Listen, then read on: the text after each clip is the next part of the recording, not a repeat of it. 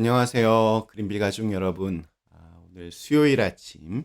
네, 오늘도 이렇게 매일 한 말씀으로 또 오늘 하루를 시작하는 모든 분들에게 어떠한 상황 속에서도 하나님 의지하며 또 하나님께서 이루어 가실 일들을 기대하며 위기를 기회로 만드는 그런 귀한 날이 되시기를 간절히 기원합니다. 자, 오늘 저희는 사무엘상 오늘 30장 1절에서 10절의 말씀으로 함께 오늘 아침을 시작하도록 하겠습니다. 사무엘상 30장 1절에서 10절의 말씀.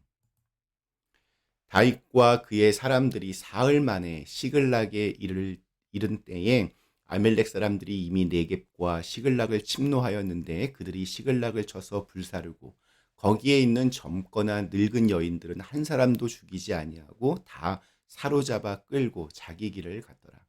다윗과 그의 사람들이 성읍에 이르러 본즉 성읍이 불탔고 자기들의 아내와 자녀들이 사로잡혔는지라. 다윗과 그와 함께한 백성이 울 기력이 없도록 소리를 높여 울었더라. 다윗의 두 아내 이스라엘 여인 아히노암과 갈멜 사람 나발의 아내였던 아비가일도 사로잡혔더라.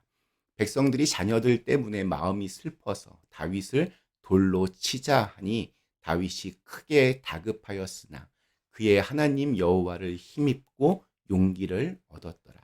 다윗이 아히멜렉의 아들 제사장 아비아달에게 이르되 원하건대 에봇을 내게로 가져오라.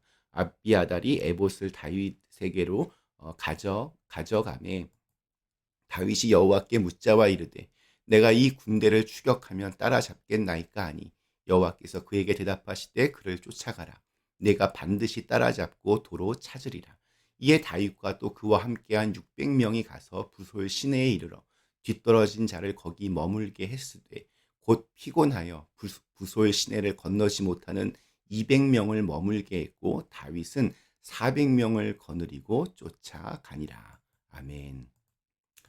네, 우리 어제 읽은 말씀에서 다윗은 이스라엘과의 전쟁에 참여하지 않게 되었고 다윗과 그를 따르던 이들의 가족이 있는 시글락으로 돌아오게 되었습니다.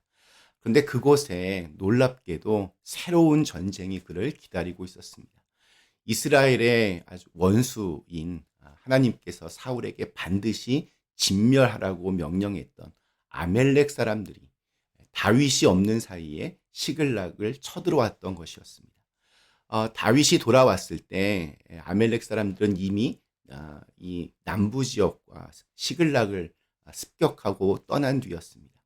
그들은 시글락에 진입해서 성에 불을 지르고 여자를 비롯하여 그 성읍 안에 있는 모든 사람을 어린아이나 또 노인할 것 없이 사로잡아서 한 사람도 죽이지 않고 끌고 갔습니다.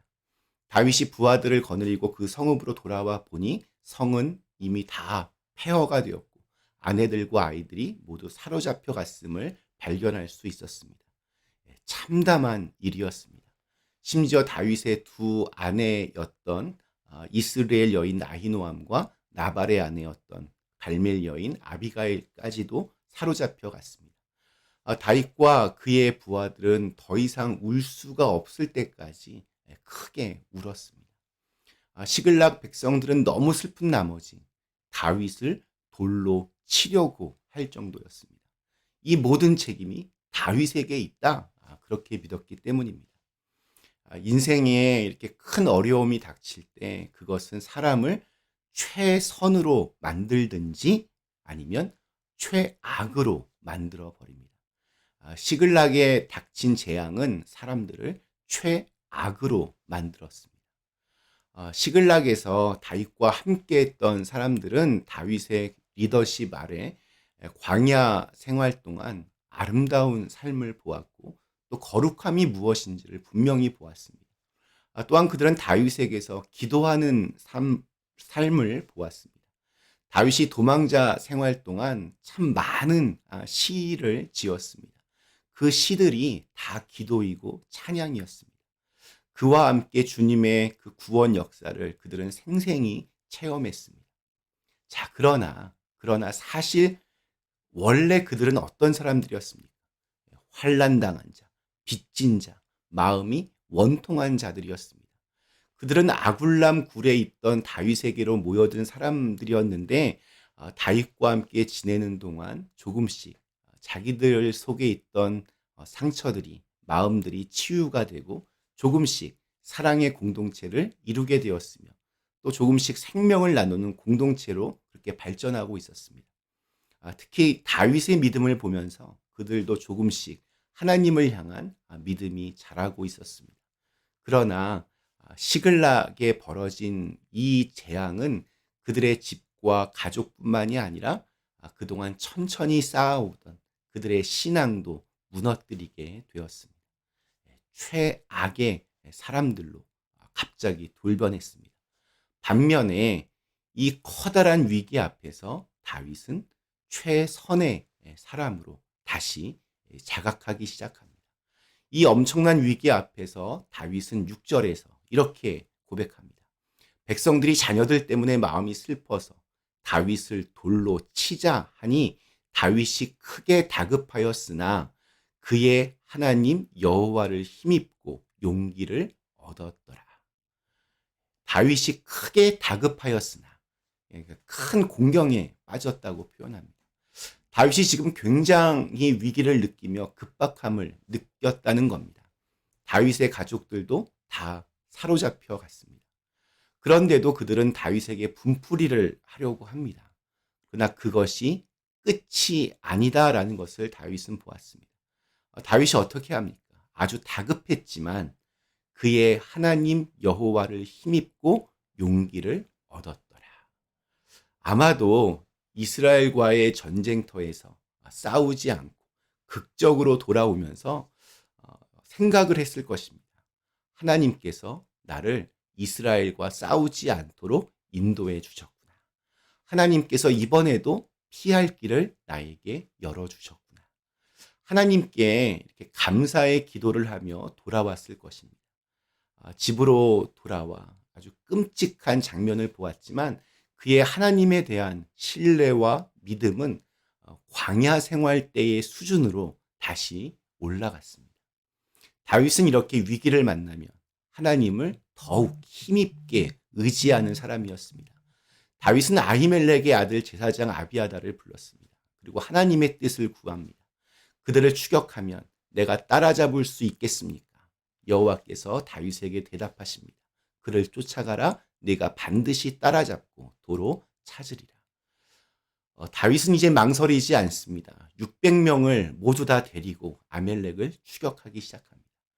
그런데 부솔신에 이르자 200명은 지쳐서 낙오하고 나머지 400명을 데리고 다시 추격하기 시작합니다. 다윗은 반드시 이길 것이라는 그리고 가족들을 찾을 것이라는 확신이 있었습니다.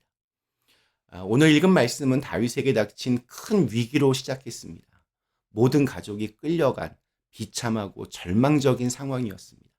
그러나 놀랍게도 이것은 다윗에게 위기로 포장된 기회였습니다. 조금 멀리 떨어져서 살펴보면 이 모든 일 가운데 하나님께서 일하시는 것이 보입니다. 다윗은 방금 전까지 이스라엘과 싸울 위기에 있었습니다. 그러나 하나님께서 다윗을 아멜렉과의 싸움으로 새롭게 인도하셨습니다.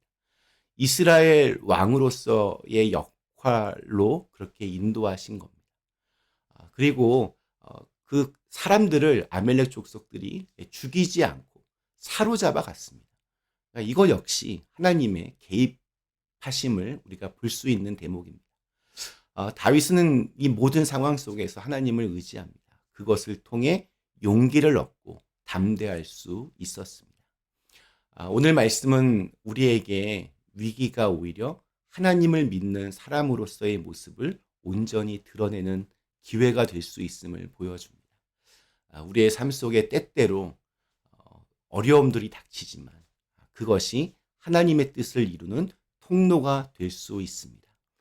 오늘 우리에게 주신 하루 어떠한 상황 속에서도 낙심하지 말고 다윗처럼 더욱 힘있게 하나님을 의지하며 용기를 내실 수 있기를 간절히 기원합니다. 잠시 함께 기도하시겠습니다.